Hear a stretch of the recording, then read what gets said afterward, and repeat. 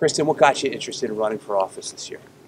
I was fortunate enough to be elected to serve Pennsylvania's 7th Congressional District as a delegate to the DNC in 2016. So my story is a little bit different than some that you might hear from folks new to politics this year.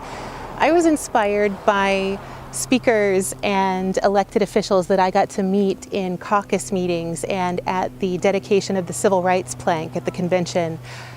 Specifically, Kareem Abdul-Jabbar and Congressman John Lewis and the Mothers of the Movement and elected leaders in the LGBTQ caucus, in the Native caucus, and in the Women's caucus that were talking about their time being the first elected at the table and how hard they had to work to increase seats at the table and not be alone, and how critical it was to do the work ahead of us to increase more seats and more voices at the table.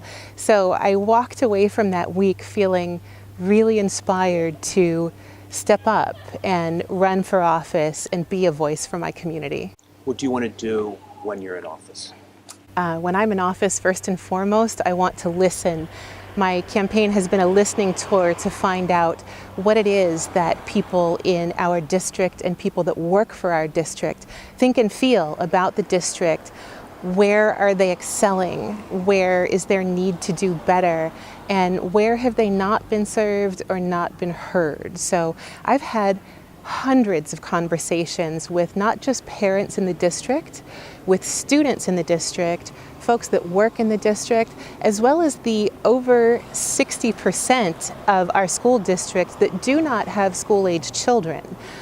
This is a group of people that are the majority of taxpayers in the school district that don't have any kind of meaningful two-way communication with the district at all. So I've made a really serious point of making sure that they understand what today's issues in the district are, that they are funding the district's budget, and that they should and do have a say in what happens in the Rose Tree Media School District. Why should voters vote for you?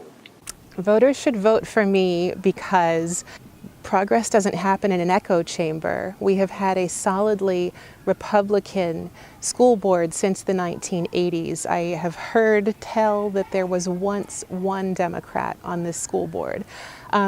This is a nonpartisan position, and all one flavor just doesn't sound very nonpartisan to me in a district where we've got a diversity of political registration and not even just two parties. So I feel like there need to be people at the table that represent different points of view.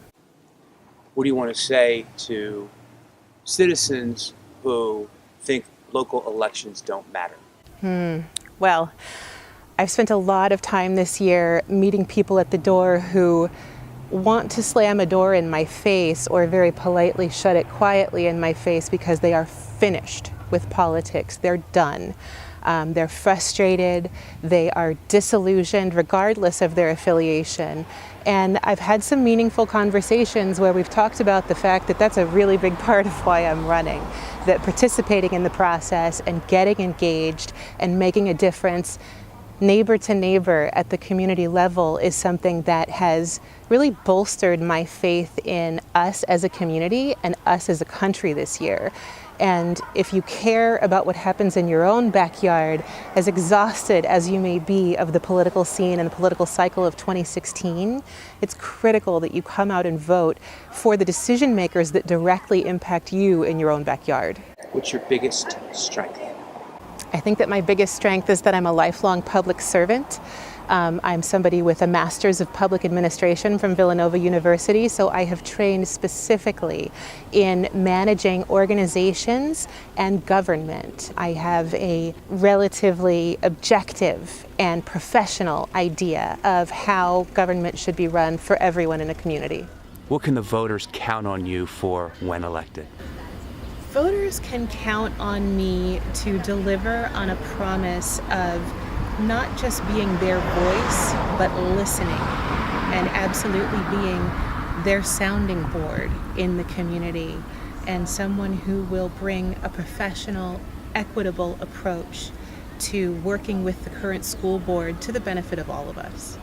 My name is Kristin Seale, and I'm running for Rose Tree Media School Director. On November 7th, please vote for the Rose Tree Media Candidates for Change. Myself, Kristin Seale, Susan Henderson Udis, Teresa Knapson Williams, and Robert Kelly.